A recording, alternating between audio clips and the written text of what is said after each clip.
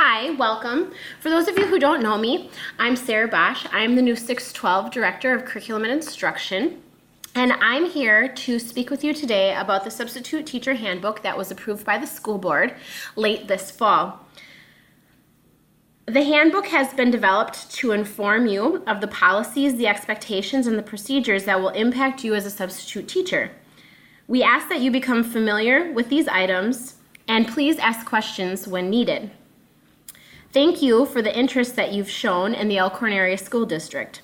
Also, thank you in advance for the time and effort that you will give to our students.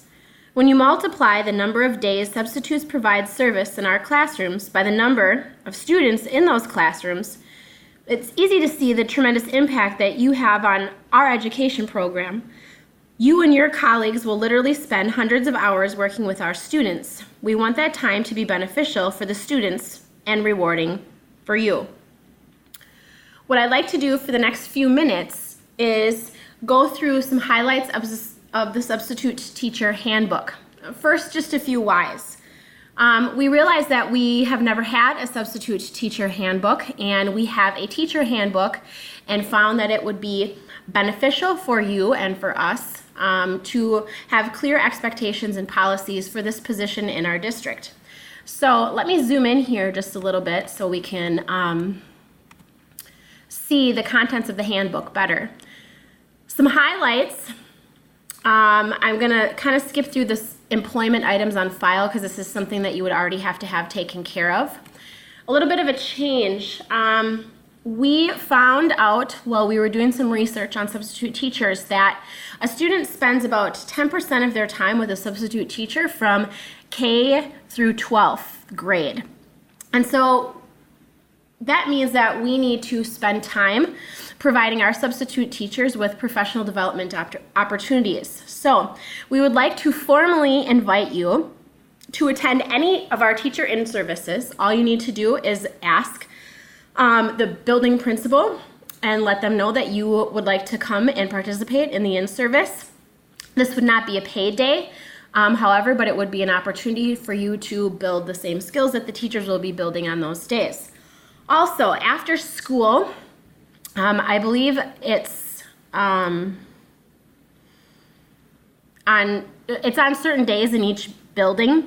Jenna Rand will be having tech talks, so if you want to brush up on your technology skills, she should be inviting you using your school district email address, which you all have been issued, and if you do not know what that is, please contact Melissa Pfeiffer.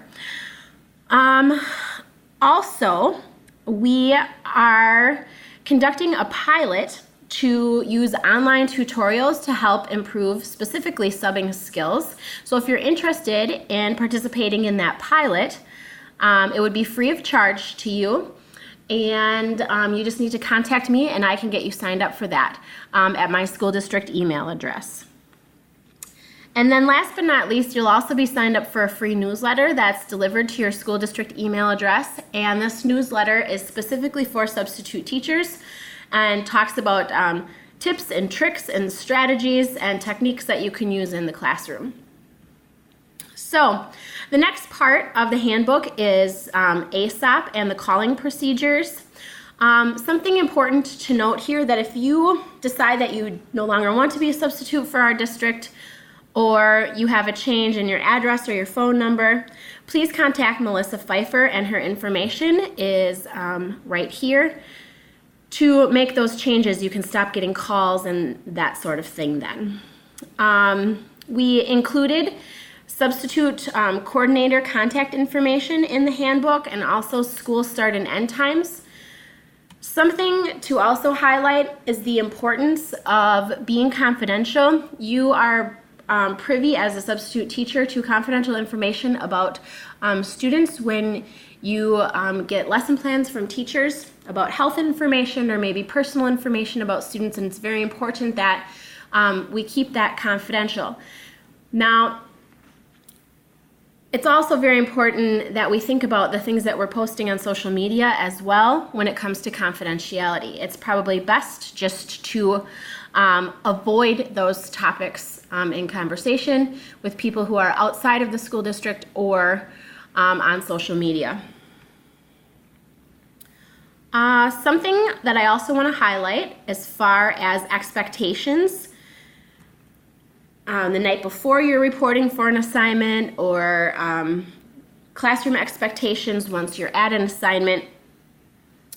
The building sub-coordinators are asking that if you are subbing at the high school or the middle school, we would like you to report to the high school office at least 20 minutes before school starts.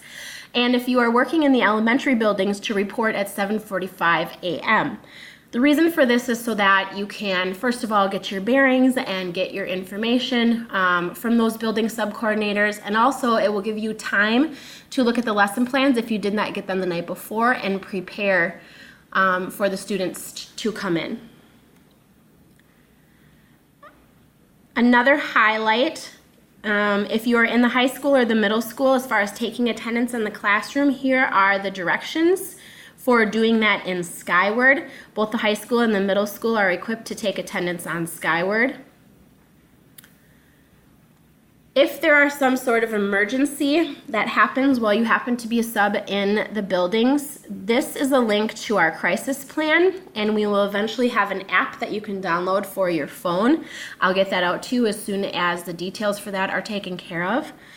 This document is very efficient. What I like about it is, if you take a look here, here are the possible emergency situations that could take place. So for example, if there's a threat in the school, you can click to that link there, and then you have to figure out your role in the situation, which would be teacher, support, staff, response, and then this gives you the directions for what you're supposed to do in that situation. Like for example, tornado protocol. So this is a document that I sent out earlier in the year to your school district email addresses, but one that you're definitely going to want to have pulled up when you come into the buildings, or have on your phone on that app once we get that taken care of for everyone.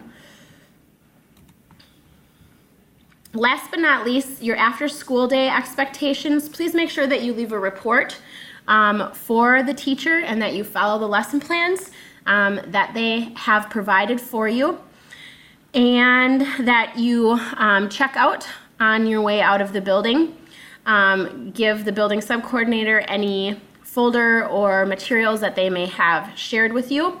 You should have your own badges at this point that you can get from district office, from Melissa Pfeiffer, that have your own name and picture on them for being a substitute teacher in our building. So there shouldn't be any need to use the old substitute teacher passes anymore. And here's some general guidelines just to help make your day a little bit better. So I'll let you read through those, and I just want to wish you a great day and thank you once again for your dedication to our school district. If you have any questions, you can contact myself or Melissa Pfeiffer. Thank you.